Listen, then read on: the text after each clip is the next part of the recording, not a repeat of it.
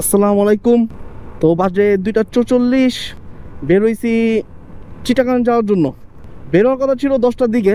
তো আমার গতকালকে রাতে থেকে জ্বর শুরু হয়েছে, জ্বর ঠান্ডা, যার কারণে বের হওয়া হয় নাই। আর যেহেতু আমার জ্বর আসছে, তো সবার একটা প্ল্যান ভেঙে গেছে যে আসলে যেহেতু যাওয়া হচ্ছে না, তাহলে আমরা চট্টগ্রামেই থাকুন।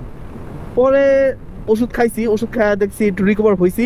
তারপর আমি বললাম যে চল বৈশা না দেখা বের হই, বের হইলে ঠিক হয়ে যাবো। তো বেরোতে বেরোতে প্রায় দুপুর হয়ে গেছে গা। আজকে শুক্রবার, নামাজ পড়ছি, নামাজ পড়ে বের হয়ে গেছি। এখন দেখি চিটাগাং যেতে কতক্ষণ লাগে। আর যাচ্ছি চিটাগাং আপাতত ফয়েজ লেক, জানি না ফয়েজ লেক খোলা কয়টা পর্যন্ত, তবে শুনছি 8টা পর্যন্ত খোলা, আমি ফোন দিয়েছিলাম। তো যাই দেখি, যদি ফয়েজ লেকে যদি ঢুকতে পারি তাহলে চুপি করবো। এই যে শরীর খারাপ হয়েছে তা একটু খারাপ করি, বুঝলাম না হঠাৎ করে জ্বর ঠান্ডা লেগে গেল গা এই ট্যুরের দিনে। কারণ জানি না আবার কবে না কবে ঢাকার বাইরে ট্যুর দেই, এই জন্য বের হয়ে গেছি।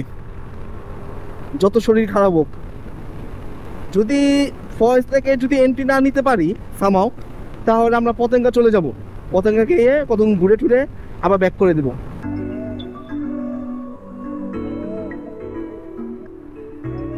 এই চিটাগাং রোডে অনেক বাতাস, মানে এত পরিমাণ বাতাস মনে হচ্ছে মুন্ডা ফালা দিব।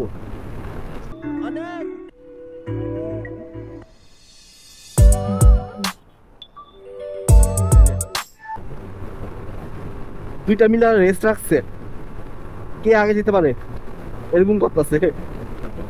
আমার এত প্যারা নেই, আমার প্যারা হলো ফুটেজ ভালোভাবে নিতে পারি, আর কিছু প্যারা নেই আমার।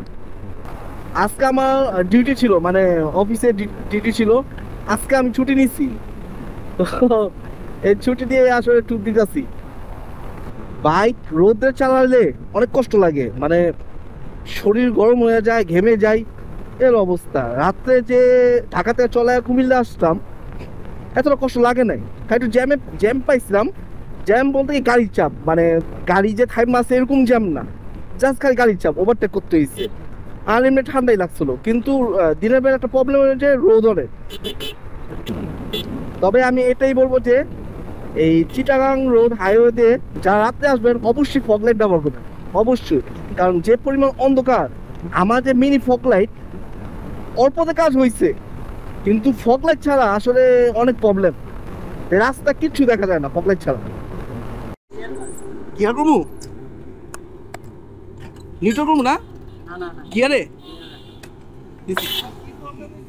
নজল দিয়ে হাওয়া বেরা কি কয়, আবার চাকের সমস্যা হবো। টায়ার প্রেশার চেক করতে গেছিলাম, তো চেক করার সময় যে টেকনিশিয়ান বলতেছে ভাই আপনার এই নজলটা লিক আছে, মানে যে দিকটা পাম্প দেই উইথ দ্য লিক আছে, যার কারণে হাওয়াটা বেরোয় যেতেছে। পরে এটা ঠিকঠাক করালাম, ভালো হয়েছে যে কোনো প্রবলেম হওয়ার আগেই জিনিসটা ধরা পড়ছে। তো 150 টাকা লাগছে, টাকাটা বিষয় না, মূল জিনিসটা হলো সেফটি ফার্স্ট আগে। এখন গাড়িটা মনে হইতেছে আমার স্মুথ ড্রাইভ আছে, মানে এতক্ষণ একটু জ্যাম লাগতেছিল। তো ছোট ছোট বিষয় নিয়ে আমি বেশি কনসার্ন থাকি, যেরকম টায়ার প্রেশার চেক, প্লাস চেনে ঠিক মতন লুপ করা আছে কিনা, এগুলো বিষয় নিয়ে আমি সবচেয়ে বেশি কনসার্ন থাকি। ওই দূরে পাহাড় দেখা যাচ্ছে, এখনো চট্টগ্রাম পৌঁছাতে পারি নাই, আসছি মিরসরের দিকে। বাজে 3:50, জানি না কতক্ষণ লাগবে, আর সম্ভবত আর 1 ঘন্টা হইতে পারে।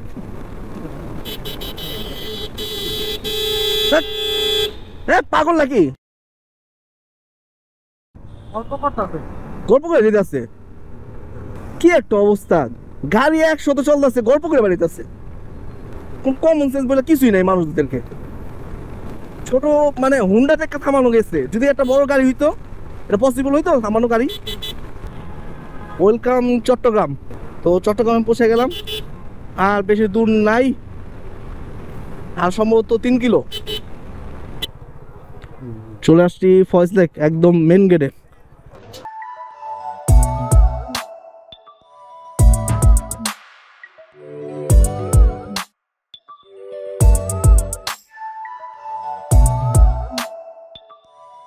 সিওল কে দিয়া আসতেছে, 5-7 মিনিট লাগবে, একটু বসেন। ওকে, 7 মিনিট লাগবে।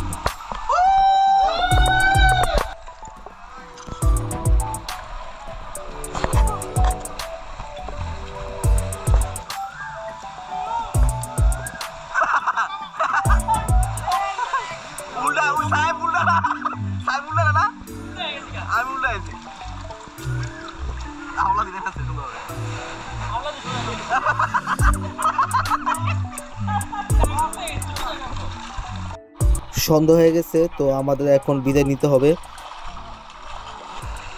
ইনশাল্লাহ আগামীকাল ঢাকার উদ্দেশ্যে রওনা দিব। আমাদের ট্যুরের সমাপ্ত এখানেই। ইনশাল্লাহ দেখা হবে নতুন কোনো ভিডিওতে। ততক্ষণ পর্যন্ত ভালো থাকবেন। আল্লাহ হাফেজ। আসসালামু আলাইকুম।